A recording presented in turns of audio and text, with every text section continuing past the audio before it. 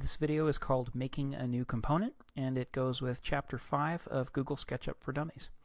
Okay, here we are in a model. What I've done is I've modeled up a very simple little building form here, and what it's got is kind of the beginnings of a wraparound porch thing. Actually, let's use the push-pull tool and just kind of pick this guy up a little bit.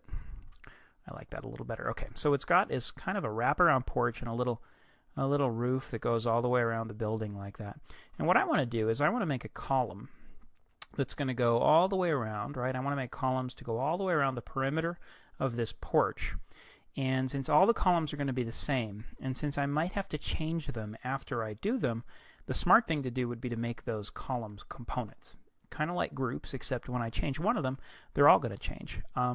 Now, most of the making a component demonstrations you'll see kind of deal with making something off in space, turning it into a component. But a lot of the time you're going to be making components that are actually in situ. They're going to be right on your model. So I thought I'd do an example that was like that, just because I think it's useful for some people. Let's do that. I'm going to get the line tool. This is going to be a square column for now. And I'm just going to go ahead and I don't know, let's just kind of draw this column. I'm going to say that the column should be 12 inches by 12 inches. So I'm going to type in 12 inches and go 12 inches this way and then come back and then there. Okay, so what I've got now is a little square, and if I take the push-pull tool and actually push that up all the way to the top, then what I've got is a column. This is going to be an ugly house with ugly columns, but it's big enough that you can sort of see what I'm doing. Now, if I were to go ahead and put another column like this over here, whoops, another column like that right here, without actually making this a component, if I were to change one, the other one isn't going to change, right? So this isn't going to work. What I need to do is make this thing a component. Now that I've actually extruded this thing into a column, it's a little harder to select, right? Because it's actually stuck to the ground and it's stuck to the roof. That's no good.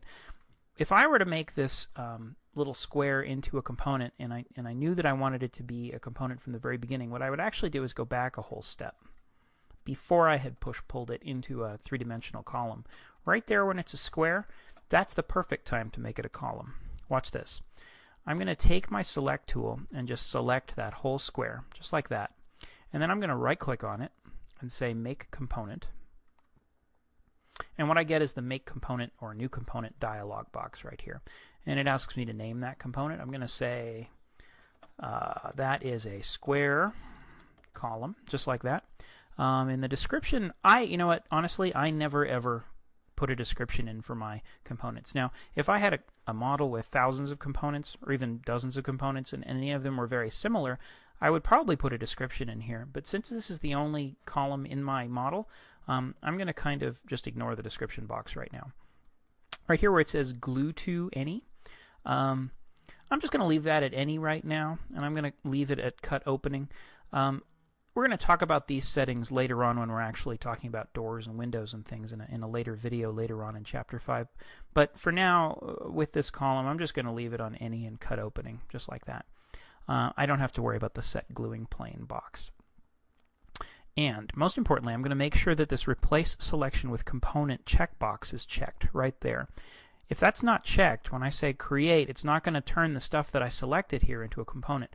So what I need to do is make sure replace selection with component is checked and then say create. And then what I've got is a component. Now that component isn't very impressive. If I back up, it's just a square sitting on that ground, right? But let's do this. I'm going to take the move tool and I'm going to make some copies of the component. Let's take I'm going to hit the control key on a PC or option on a Mac to move a copy of the component all the way down to the end of my building. Oops, I'm not following my own rule. I should zoom in when I'm doing something like that so I can see what I'm doing. So I made a copy of the component. I'm going to say I want, I don't know, 15 divided by, so 15 in total copies divided by tells it to put the copies in between, just like that. And now what I can do, since these are components, is I'm just going to click on one of them to edit it.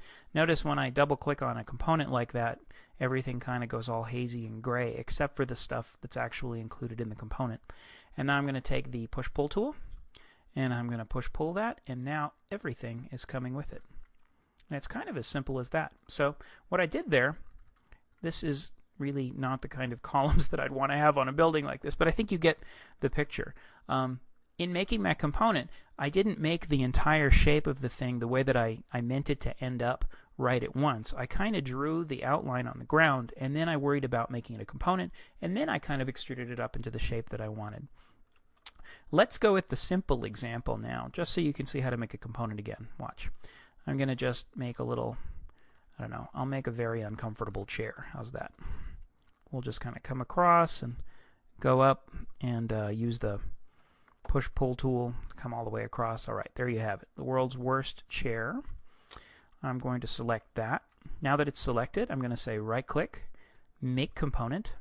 I'm here in the Make Component dialog box. I'm going to say terrible chair. I'm going to leave description blank. Here it's going to say glue to none, because the chair that I built isn't actually on top of any other geometry. And again, cover this later in the chapter. If this chair had been sitting on the ground, it probably would have said glue to any, but since it's not sitting anywhere, it's going to say none. This always face camera option is going to be for things like two-dimensional trees and people where you never want to be able to get around behind them. But the chair is three-dimensional. I don't want to check that. Again, most importantly, I'm going to make sure that this replace selection with component option is checked, and I'm going to say create.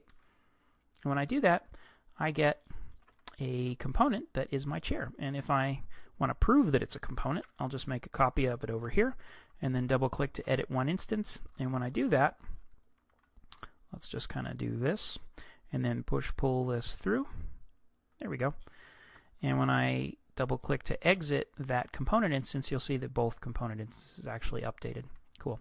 Let's go to the Components dialog box. There it is. And if I hit this In Model Library right there, notice how nothing's popping up. It's not saying I have any components in my model. But if I right-click, not right-click, just click on that and then say Refresh, it'll show me the two components that I have in my model. One of them is the column. It's showing me a top view right there. And one of them is the chair. And I can drag copies in from the component dialog box just like that. Okay, that is the end of this video, which is making your own components for Chapter 5 of Google SketchUp for Dummies.